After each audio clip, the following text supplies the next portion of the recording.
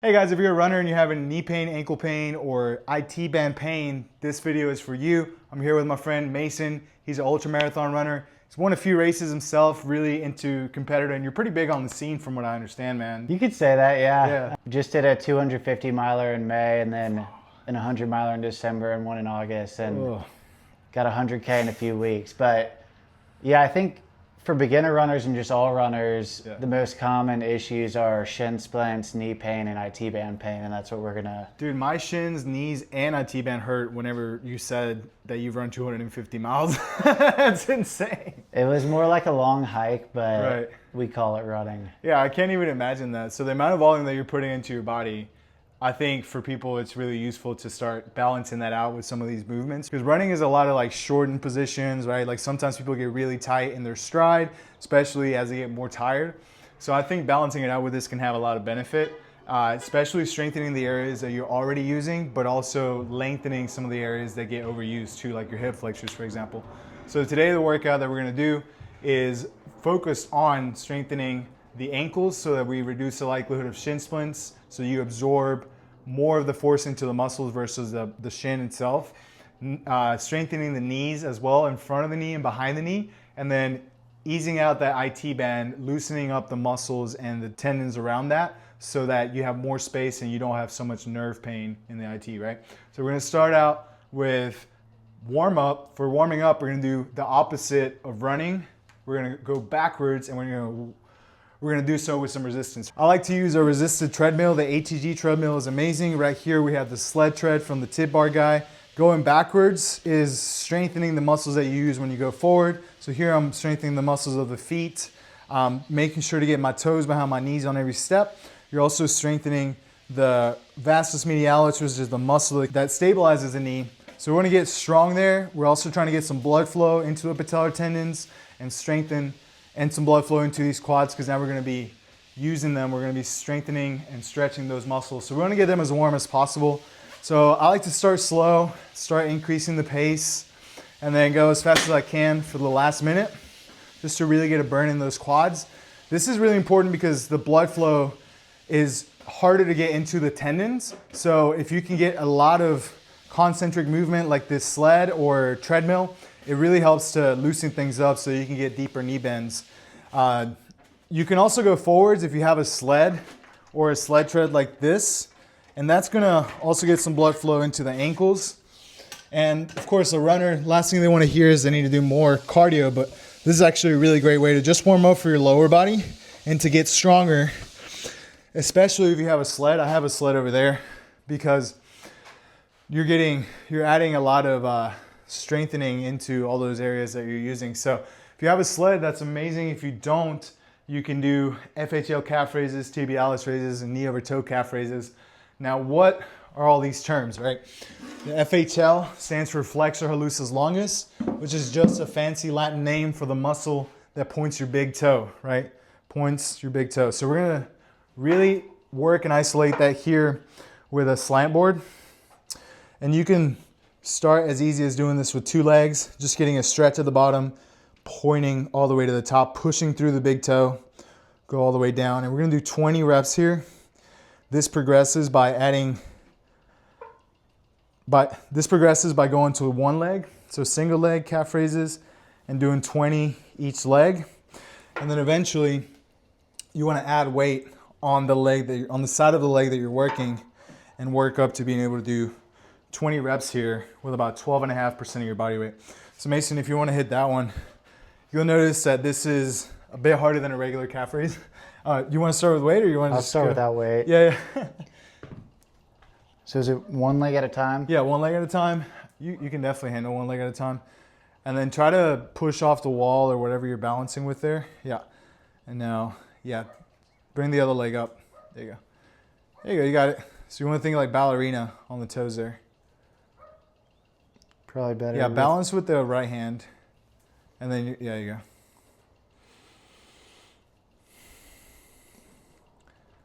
Yeah, so just increasing the stretch tolerance of the calves. I'm sure you get a lot of calf tightness, right? Yeah, rolling out the calf a lot, but that doesn't always solve it. No, this will help with reducing that tightness just because you're improving the mobility of it, right? Mobility is not just how much you can stretch it, it's also like getting in and out of that position. So you're getting stronger here through that lengthened position. That's gonna help a lot with the tightness of it.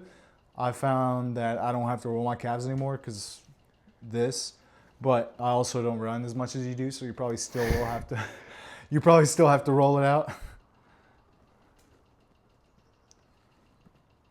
Nice. Yeah, so 15 to 20. We worked up to, how many did you work up to? Probably 8. 8. It's hard, isn't it?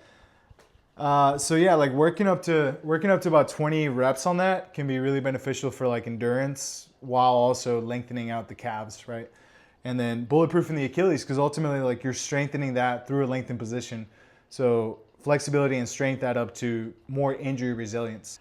So the tib bar is great. It works your tibialis. Yeah, tibialis anterior. So this is muscle here in front of your shin. And this helps a ton with shin splints because you're getting blood flow to that area. And so not only are you strengthening the tissue tolerance of that muscle, you're also getting blood flow to the part where your shins start cracking, right? So that helps them heal quicker after a run, or if you do get shin splints. Yeah. Here, let me show you this. So if you want an easy way to put it on, watch out. So you'll put it here, down. Now put your feet in here. That makes so much more sense. You're good. I've only been coaching this for like 5 years. So push out, yeah. And then there you go. Oh yeah, that's way better. And then you want to go all the way down. Yeah, there you go. You've been doing these, dude. You sent me a picture doing these. I was like, let's go. Tib maxing. Tib maxing. You know who's got the strongest tibs, dude? Who? Monks and ninjas. Because like this it amortiguates, I don't know if that's how you say it in English, but it absorbs shock whenever you land. So like if you want really soft landings and quiet feet, like you want to have strong ass tibs, right? So like if you jump, like and you want to land as softly as a cat, you got to have strong tibs, because this is the muscle that decelerates whenever you land from a jump or whenever you're running. It absorbs the shock of the step first before it goes to the knees. So the stronger your tibs are, the less likely you are to have knee pain, because you have greater ankle function. And that's really the only reason you do it.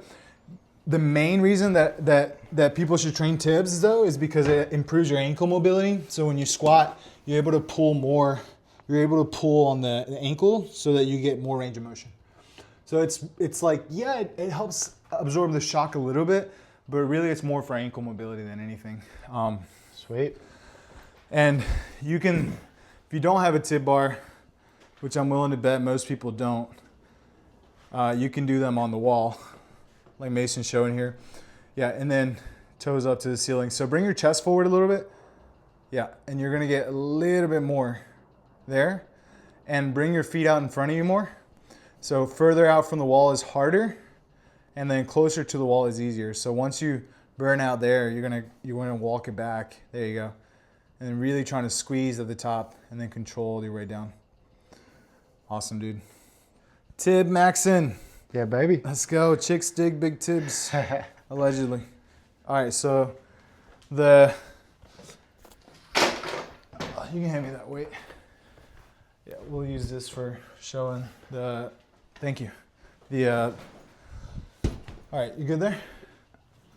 Yeah. Yeah, so the third muscle is the knee over toe calf raise. Now, if you have a seated calf raise, do that. But if you don't, this is a great alternative.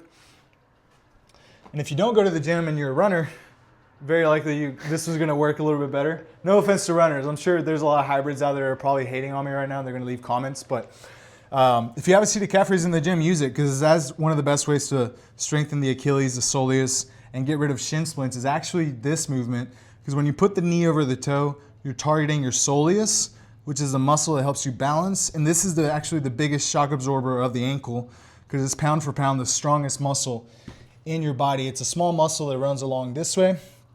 And it's a very strong muscle because we use it when you're running, when you're walking. And for shin splints, I would say this is the #1 priority, even in front of tibialis raises, right? Getting your soleus stronger. Because a lot of people train the straight leg calf raise because science bros say that that's the one that gives you the most muscle, and that's true. But your soleus is actually the biggest bulletproofer of the ankle. So again, putting the knee over the toe and doing a calf raise from there is what activates it the most, or a seated calf raise with the knee over the toe. And you can start this with 2 legs. It's almost like the little Michael Jackson move, but you want to keep the knees bent, keep the chest tall, and that ankle is moving the entire body here, right? And then you want to work up to 25 reps on 2 legs, then work up to 1 leg, and then you can start holding weight on this side that you're working. And for this one, you want to work up to about 50% of your body weight for about 10 to 15 reps. So you can never really be too strong in that muscle specifically. If you look at Michael Jordan's legs, his soleus is huge, and he spends a ton of time in that position, right? He's one of the guys that can get the lowest on the court. If you watch his film, he's always in this knee over toe position, and that's probably why his soleus is so jacked. But it's also like a clue to why he's so athletic and has so much endurance, because this muscle is also known as your second heart, right? Because it pumps blood back up to the heart. So the stronger this muscle is, the more efficient your cardiovascular system is. So if you can get that jacked, you have an edge. Yeah. I had no clue. Second heart. Yeah. You can look it up. Your soleus, your gastroc does a bit too. Yeah. So keep your chest tall, and then, yeah. So try to have the whole body come up instead of just the legs. With the ankle. Yeah, I was cheating. Yeah, there you go. Yeah, it's hard to get the form right on the first one. Yeah, dude, your calves are jacked. Let's go. You're technically doing thousands of soleus raises every day because you're running. Yeah, some uphill treadmill work too. Right. Yeah, so I just want you to notice something, right? Your straight leg calf raise, you only got 8, right? Mm-hmm. And then this one, you're already doing like pretty easily, a lot more. That is because the straight leg calf raise is more of a fast stretch muscle. So you use that a lot more when you're jumping or when you're like doing fast action sports like sprinting, things like that. This is your endurance muscle. So you're already really strong here, right? Because you do a lot of endurance work. And 25 is when you will start to go to 1 leg? Yeah. Yep. So this position is the same position, right, knee over toe, that you're doing in athletics, where you're jumping, when you're landing from a jump.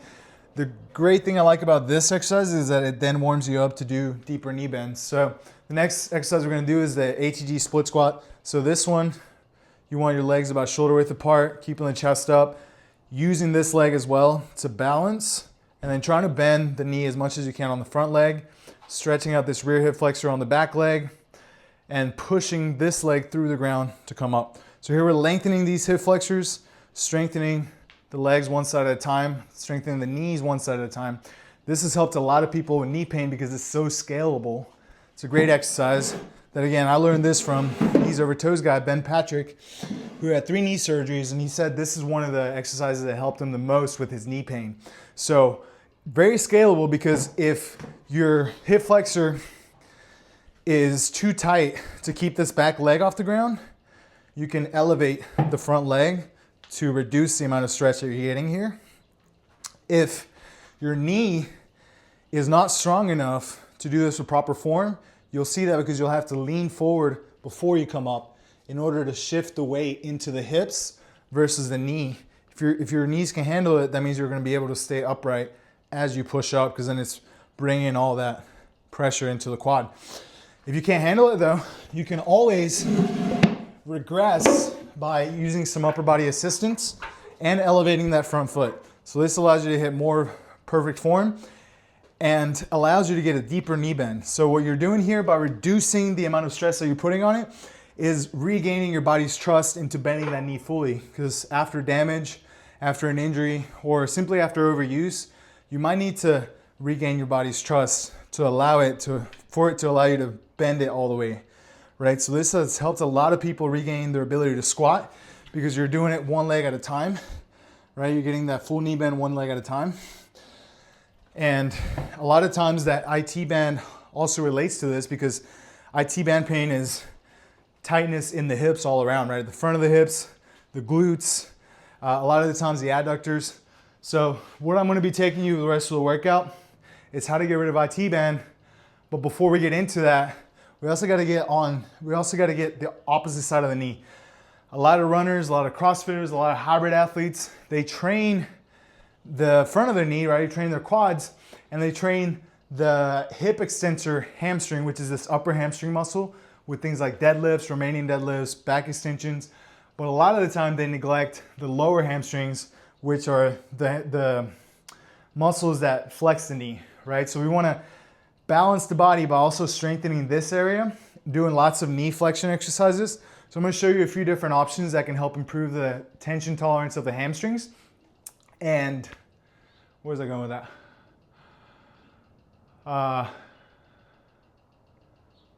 Yeah, because oftentimes knee pain is actually caused by having weak hamstrings, because these muscles help you stabilize the ACL, and you use them a ton when you're running. So if you can actually get them stronger, it helps improve your tolerance for greater length of endurance, so that you don't have knee pain after running. A lot of times runners tend to have tight hamstrings, and we avoid stretching, right? I mean, everybody does. That's something most athletes have in common. This is an exercise that is a hack to help you lengthen out the hamstrings and also improve the tension tolerance for them. So they're just called elephant walks. It's really simple, but really useful because it also stretches out the lower back a bit. So you're going to support your lower back by placing your hands down on a surface that you can reach, and then you're going to bend both knees, straighten out one. You're placing all of your weight on one leg at a time, giving you a little jolt behind the hamstring and lengthening it, right? Then, as you get more flexible, you can start lowering that target. So here it's 4 inches. I'm lowering as I go. You're going to do 40 reps, so 20 each. Get to 2 inches. And then ultimately your goal on this one is to get down to the floor and be able to put the palms down. Right, so here I'm getting a good stretch in the hamstrings every time I do this. If you wanted to, you could technically do both legs. And this over time helps to improve the tension tolerance so that you can handle a little bit more strengthening of the hamstrings. You don't need really any equipment for that. I mean, you could technically, if you didn't even have something to put your hands on, you could technically start further away and then almost like a downward dog, walk your way into closer to your feet. Another exercise that you can do to strengthen the hamstrings, you can do this with a wall or a chair, is just a hamstring bridge. And this scales from 2 legs, right? I'm just laying here, putting the legs almost extended, and then I'm pushing through the heels here, driving the hips up. Eventually you can work to doing this on single leg, and that's actually pretty challenging right there for me to do single leg reps. Up, hold for a second or two, come back up, trying to get the hips as high as you can. And you could technically do this on the wall. So laying here, pushing through the wall, and then driving the hips up. You could hold that for 5 seconds at a time. And you're getting a lot of adaptation here in the hamstrings. So if you do have equipment, so yeah, Nordic curl is one of the most affordable options for strengthening the hamstrings. You're gonna control down as slow as you can, trying to keep the hips forward. And then on the way up, you're basically hip thrusting into the pad and doing a back extension up. Yeah, I just did these yesterday, so I'm a little rusty, but it took me about 2 years just to get to being able to do it on flat. The way you regress this would be to incline the bench. I'm going to show you one more regression that's accessible if you don't have an incline bench option like this. Shout out to Freak Athlete. This thing turns into a back extension, a Nordic, and a 90-degree. It's great for home gyms. I wouldn't recommend it for like a actual conventional gym. It's just better to have the machines available. But yeah, you're fighting down. And it makes it easier to fight down. So it's a regression that allows you to have better form, right? And then it's a lot easier to come up as well. I found all kinds of ways to regress these, man, but I would say this is the most effective way. Oh. See, that makes it a little bit easier. Takes the tension off. All right, so now we're gonna address the IT band. Strengthening, okay, let me show that easier. Okay, so now we're gonna address the IT band. So we're gonna tackle the hips from all areas. The main ones though, the front of the hips, the hip flexors. Here, the closer your knee is to the wall, the more stretch you're gonna get. So if you can't even stand up straight, bring that knee in front of you. You're gonna posture up. Try not to extend the back too much. You actually want to keep the ribs tucked, get your butt to your heel, and then push back. Having a stick here helps a lot. The progression, once this is a little bit more comfortable, this position, is actually pulsing. So you wanna think about driving the hips forward, lengthening out that hip flexor, keeping the quad in that position, and then going back, trying to get your butt to your heel. So pulsing here for about 10 reps, really useful for loosening up those tight hips. And even if you're just holding this position, you want to be as active as possible by kicking this pad down and squeezing the glute, driving the hips forward. And again, lunging forward, pulsing back, nice and slow. A lot of times it's going to feel like the quad's just going to pop. So really, really gentle with this movement. Helps a lot of people really loosen up those hip flexors just with the being active here. And again, we're really doubling up on these hip flexors because we did the split squat, but we do so much sitting that can be really useful to lengthen those out. This is basically the opposite of that sitting position. Going right into pigeon. So now we're working on the outside of the hip, the glutes. A lot of times people will have IT band pain, sciatic nerve pain, because their glutes are super tight. The glutes have this muscle called the piriformis muscle, which is right next to your sciatic nerve. So by strengthening it, lengthening it, we're making a little bit more space from that nerve so that we can reduce the likelihood of pain. So if you put one hand on each side and then bring this leg back, you're gonna try to get your head to your foot, your forehead to your toe, and then push up. And then this scales in strength by reducing how much assistance you're using, eventually working towards doing it with no hands. And if you look at me sideways in this position, I look like a pigeon, right? Trying to get that bread. And that's why it's called the pigeon stretch. And can you regress it with the bench inclined? Yeah, so you make this easier to get into because that probably looks scary for some people. Most people that actually have a little bit of that back pain will have to start around 45 degrees. This is much easier to get into. And even this scales by the position of the back leg, right? So this back leg, bring it forward a little bit. That makes it easier to get into. If you want more stretch, bring it back further. Eventually you can start here with 2 hands and progress to no hands at all. Just being able to hold this position for about 30 to 60 seconds will allow you to gain the ability to be active in this position and a little bit more comfortable. Slowly but surely loosening up the glutes and reducing that IT band tightness. This one's been really big for my clients who are runners. And then last exercise to lengthen out the adductors would be a pancake stretch. So you're gonna bring your feet as wide as you feel comfortable. And standing gives you a little bit more gravity, right? So there are seated versions of this. I'm gonna just overlay those. But the standing version, you work from working your hands to being able to do your elbows, coming up and down, and then eventually touching the head down and being able to come up and down for about 12 reps. This is strengthening the adductors because I'm thinking about squeezing the ground together, strengthening the glutes and the lower back.